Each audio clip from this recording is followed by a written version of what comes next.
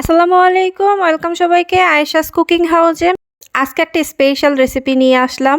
এই রেসিপিটা করে আপনি তো আপনার নিজেই নিজের ফ্যান হয়ে যাবেন, আর একবার খাবেন বারবার খেতে ইচ্ছা করবে। আর আপনি যাকে বানিয়ে খাওয়াবেন এটা আপনার পিছনে ঘুরঘুর করতে থাকবে যতক্ষণ পর্যন্ত আপনি না রেসিপি দিচ্ছেন। আজকে করছি ইলিশ মাছ দিয়ে কুমড়ো পাতার রেসিপি। তো এটা জানার জন্য সঙ্গে থাকতে হবে। আর এই রেসিপিটা করার জন্য আমি প্রথমে মশলা গুলিয়ে নিচ্ছি। লবণ নিয়েছি হাফ চা চামচ, মরিচের গুঁড়ো, হলুদ গুঁড়ো, তারপর হচ্ছে রসুন বাটা ১ চা চামচ করে দিয়েছি। এখানে আমি শুকনো মরিচ, তারপর হচ্ছে ৩টে পেঁয়াজ বেটে নিয়েছি। আর শুকনো মরিচের সাথে যেহেতু পেঁয়াজটা রেখেছি সেজন্য কালারটা চেঞ্জ হয়ে গেছে। আর পেঁয়াজটা কিন্তু একদম ইম্পর্টেন্ট, বেশি করে পেঁয়াজ দিতেই হবে। এখানে আমি নিয়ে নিলাম ৪ টেবিল চামচ সরিষার তেল, আর এটা কিন্তু সরিষার তেলেই করতে হবে। সো আপনি সয়াবিন তেলেও করতে পারেন, কিন্তু সরিষার তেলটা দিলে যে ফ্লেভারটা আসবে সেটা কিন্তু অতুলনীয়। যাই হোক, এগুলো সব কিছু আমি নেড়েচেড়ে মিশিয়ে নিয়েছি। আর এখানে আমি একটু ধনিয়া গুঁড়ো ইউজ করেছি, আর কোনো অতিরিক্ত মশলা ইউজ করিনি, কারণ হচ্ছে ইলিশ মাছ এত বেশি মশলা ইউজ করলে গ্রানটা কিন্তু পাওয়া যায় না, সঠিক স্বাদ পাওয়া যায় না। এখন তো মাছের গায়ে হলুদ করে নিচ্ছি। সামান্য লবণ, হলুদ, মরিচের গুঁড়ো দিয়ে মেখে নিলাম পুরো মাছটা, এতে করে কালারটা আসবে। আর মাছের পুরো সাইডটা কিন্তু দুই পাশটা কিন্তু আমি একদম কেটে নিয়েছি। কাটাটা দেখলেই বুঝতে পারবেন, কিন্তু এটা কিন্তু মোস্ট ইম্পর্ট্যান্ট, এটা করতেই হবে।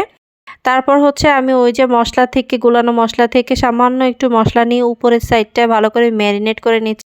কাটা অংশের ভিতরে খুব সুন্দর করে আমি মশলাগুলো ঢুকিয়ে দিচ্ছি।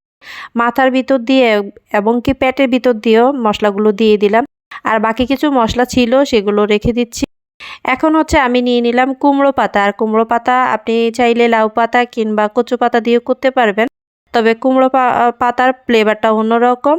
আর একটু বড় বড় পাতা নেওয়ার চেষ্টা করবেন। আর পাতাগুলোকে আমি খুব সুন্দর করে বিছিয়ে নিয়েছি, দেখতে পেলেন উপর দিয়ে সরিষার তেল দিয়ে সুন্দর করে মেখে নিলাম, এতে করে আর এটা লেগে যাবে না। এখন মাছটা বিছিয়ে যে বাড়তি মশলাগুলো ছিল সেগুলো আমি বিছিয়ে দিলাম। উপর দিয়ে রসুনের কোয়া, তারপর হচ্ছে কাঁচা মরিচ, এরপর হচ্ছে আমি দিয়ে দিলাম একটু পেঁয়াজ, ভালো করে সাজিয়ে দিলাম। এরপর হচ্ছে গিয়ে বাকি যে পাতা কয়েকটা রেখে দিয়েছি ওগুলো উপর দিয়ে মাছটা ঢেকে দিলাম। এখন এর উপর দিয়ে সাইড থেকে সে পাতাগুলো মুড়িয়ে দেব। আর এটা হচ্ছে আপনি আপনার সুবিধা মতো দিবেন। আমি আমার সুবিধা মতো পুরো সাইড থেকে পাতাটা ফোল্ড করে নিয়েছি। এটা দেখার বিষয়, আসলে বলে বোঝানো যাবে না। আর এখানে হচ্ছে আমি কতগুলো কাঠি নিয়ে নিয়েছি। আপনি টুথপিক বা শলা যেটাই থাকুক না কেন সেটা দিয়ে সুন্দর করে পয়েন্টে পয়েন্টে গেঁথে দিবেন।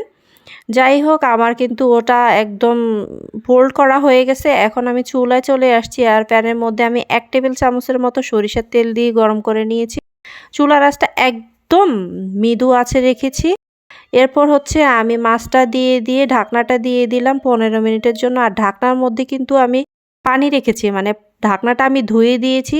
আর ওই ঢাকনাতে যে পানিটা থাকে ওই পানিটা পড়ে পড়ে হয় কি এটা ভালো করে সিদ্ধ হয়ে যায়। এটা কিন্তু করতেই হবে, এটা করলে আপনার মাছটা পোড়া লাগবে না। ১৫ মিনিট পরে ফিরে এসে আমি কিন্তু আবার উল্টে দিয়ে আবারও ১৫ মিনিট রেখেছি। এরপর আবার মাছটা কিন্তু পারফেক্টলি কুক হয়ে গেছে, দেখিয়ে দিলাম। এখনও হচ্ছে পরিবেশনের পালা। আমি ভাত নিয়ে নিলাম। তারপর হচ্ছে গিয়ে এখন মাছটা খুলে দেখাচ্ছি আপনাদেরকে আসলে কেমনটা হয়েছে। উপর থেকে পাতাগুলো সরিয়ে দিচ্ছি। এরপর তো আমি জাস্ট ওয়াও দেখেই বুঝতে পারবেন আপনারা, যেটা যেমন ছিল যেভাবে দিয়েছি তেমনটাই আছে। কালারটা চেঞ্জ হয়ে গেছে এবং কি লুকটা চেঞ্জ হয়ে গেছে, সবগুলো সিদ্ধ হয়ে গেছে পারফেক্টলি ভাবে। দেখতে পাচ্ছেন এই যে রসুনটা, তারপর হচ্ছে এই যে কাঁচামরিচটা আর পাতাটাও খুব সুন্দর করে সিদ্ধ হয়ে গেছে। এখন শুধু খেয়ে নেওয়ার পালা। যাই হোক, আমি খেয়ে নিচ্ছি। আমি তো বলবো আপনারা দেরি করবেন না, অবশ্যই ট্রাই করবেন এটা। আজকে তাহলে এ পর্যন্ত।